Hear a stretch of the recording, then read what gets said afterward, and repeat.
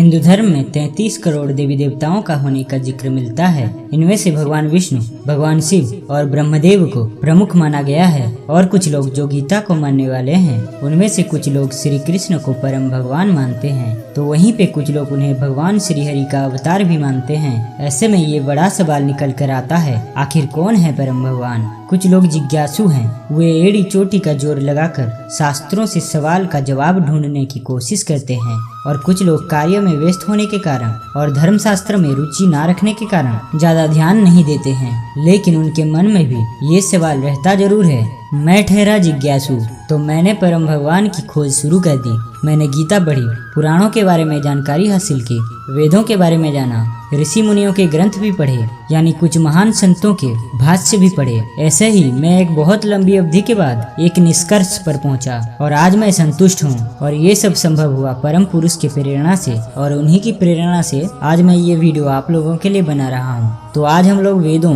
पुराणों और गीता के माध्यम से जानेंगे कौन है परम भगवान। नमस्कार दोस्तों, एक बार फिर से तहे दिल से स्वागत है आप सबका हमारे इस YouTube चैनल पर। शिव पुराण में बताया गया है कि भगवान शिव ही परम भगवान हैं, जो सर्वत्र व्याप्त होकर सृष्टि का पालन करते हैं तथा सृजन और विनाश भी करते हैं। यानी भगवान सदाशिव ही सब कुछ हैं, ऐसा कहा गया है। वहीं विष्णु पुराण में बताया गया है कि भगवान महाविष्णु ही परम भगवान हैं। भगवान विष्णु ही सृजन तथा विनाश करते हैं और भगवान विष्णु ही सर्वत्र व्याप्त होकर सृष्टि का पालन भी करते हैं। यानी भगवान विष्णु को ही सब कुछ बताया गया है। देवी भागवत पुराण में बताया गया है कि महादेवी ही परम भगवती हैं, जिन्होंने ब्रह्मा, विष्णु तथा महादेव को प्रकट किया और उन्हें सृष्टि का पालन, सृजन तथा विनाश का कार्य सौंपा। यानी कि देवी पुराण में महादेवी को ही सब कुछ बताया गया है। गणेश पुराण में बताया गया है कि भगवान गणेश ही सब कुछ हैं, वही विनाश, सृजन और पालन भी करते हैं। यानी कि हर एक पुराण में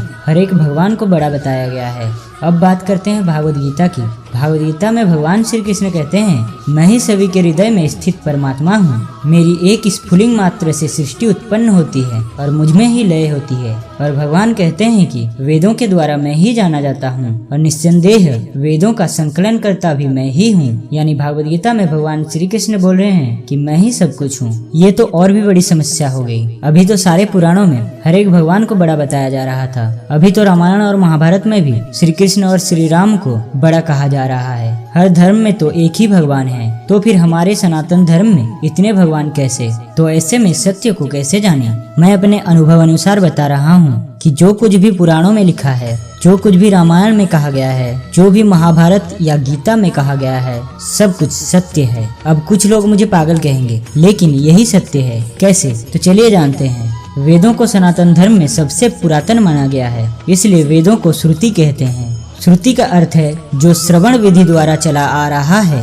यानी कि वो किताबों में लिखी नहीं गई थी, बल्कि गुरु परंपरा द्वारा चली आ रही थी। बाद में महाभारत काल में इसे महामुनि वेद व्यास द्वारा किताबों में लिखा गया। वेदों के अनुसार एक ही तत्व है जो कि सृजन, पालन तथा प्रलय लाते हैं, उसे वेदों में निराकार ब्रह्म कहा गया है। इसी को शिव पुराण में सदाशिव कहा गया है, विष्णु पुराण में महाविष्णु कहा गया है, देवी भागवत पुराण में महादेवी कहा गया है, इसी को गणेश पुराण में भगवान गणेश कहा गया है, इसी को रामायण में राम कहा गया है, और भागवत गीता में भगवान श्री कृष्ण भी उसी तत्व की बात कर रहे हैं। इस पर कुछ लोग मुझसे बहस कर सकते हैं, तो मेरा उनसे एक ही रिक्वेस्ट है, आप एक बार अपने अहम को साइड में रखकर विचार करें। इसलिए मेरा सभी से अनुरोध है, भगवान में भेदभाव करना बंद करें और आप जिस भी भगवान को मानते हो उन पर पूरी श्रद्धा रखें और उनके बताए गए मार्गों का अनुसरण करें। यही उनकी सबसे बड़ी पूजा होगी। और हाँ, आपके मन में ये सवाल होगा कि भगवान एक है तो इतने सारे रूप क्यों? इस पर एक दूसरे वीडियो में हम बात करेंगे। आशा करता हूँ आज का यह वीडियो आपको पसंद आया होगा। आप भगवान के जिस भी रूप को मानते हैं उसका नाम कमेंट करें। मिलते हैं अगले वीडियो में। हरे कृष्णा।